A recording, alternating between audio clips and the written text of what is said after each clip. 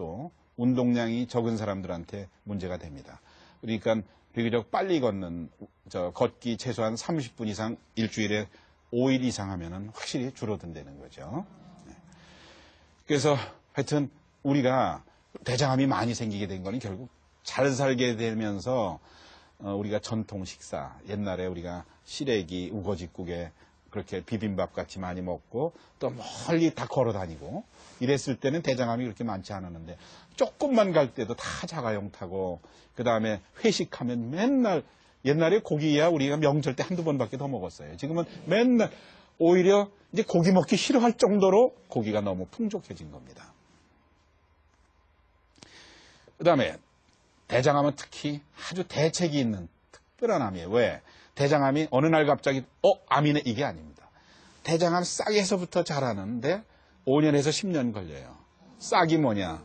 처음에는 좁쌀알, 그 다음에 쌀알, 콩알, 파달, 밤토랄 그러다가 나중에 계란만큼 커지고 암이 된단 말이에요. 그러니까 대개 여자 젖꼭지같이 생겼어요. 용종이라고 그래서. 그러니까 이런 용종만 싹을 잘라주면 대장암을 10중 8구 예방할 수가 있어요. 그래서 요와 같이 생긴, 처음에 딱 보세요. 이게 꼭 젖꼭지같이 생겼잖아요. 그죠? 요게 이제 커지면 큰 젖꼭지같이 생기고, 더 커지면 이거는 좀 보기 싫어지죠. 이제 암이 되는 겁니다. 그래서 빨리 조그만 젖꼭지에 싹을 자르자는 거죠. 용종. 특히 선종성 용종 때. 또 어떤 거는 평평하게 자라기 때문에 내시경을 아주 잘 봐가지고 잘라내요. 잘 발견을 해야 됩니다. 그 다음에 간혹 염증을 오래 앓는 사람들한테도 또 암이 오는 수가 있고요. 보통 암이 걸리려면 우리 유전자가 아버지 정자를 통해서 온 거, 어머니 난자를 통해서 쌍으로 돼 있잖아요.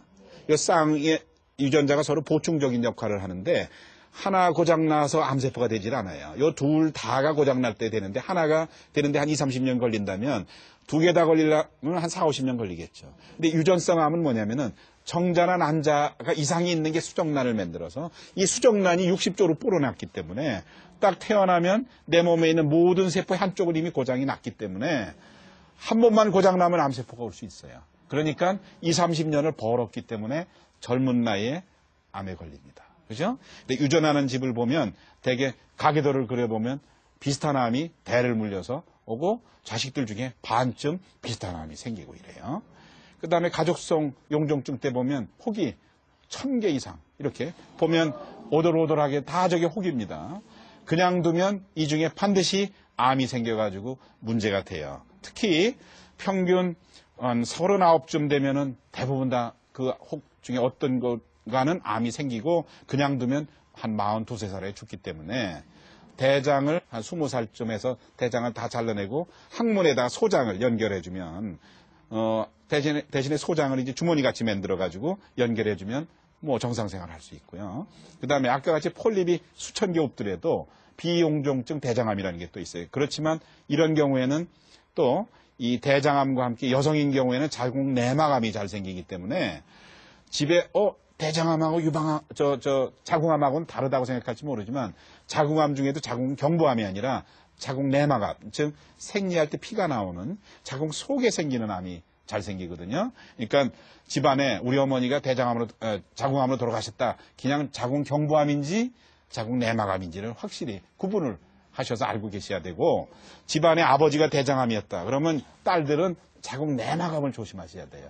자궁 경부암 이렇게 질 벌려서 자궁 세포 검사 갖고 안 돼요. 그러니까 자궁 그 속에 내막 초음파나 또 필요할 때는 소파 검사 이렇게 소파로 그 세포 검사를 한다는 이런 검사가 필요해요.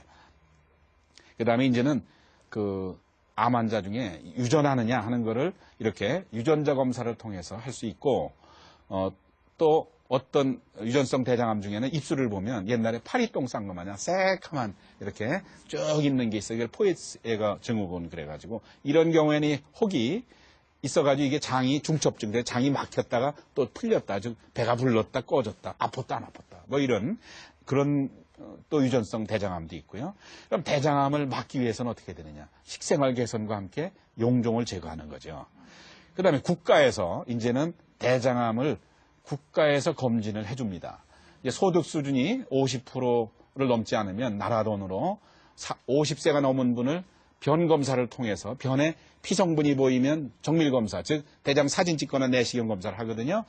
절대 무시하지 마세요. 이거는 검증된 방법이고 세계적으로 검증된 방법이고 오늘도 제가 기념 촬영을 했는데 제 환자가 바로 국가검진을 통해 가지고 대장암이 발견되는데 아주 일찍 발견돼서 그냥 복강경으로 간단히 잘라내고 임파선도 안 가고 항암제도 필요 없는 겁니다.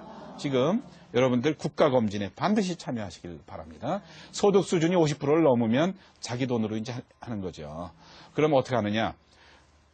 보통 50세가 넘으면 5년에서 10년에 한 번은 자기 돈으로 할 때는 대장 내시경 검사를 하는데 이제 집안에 좀 위험한 요인이 있다 그러면 40살부터 한 10년 앞서서 아버지가 40세 대장암이었다 그러면 30살부터 이렇게 일찍 하는 게 좋고요.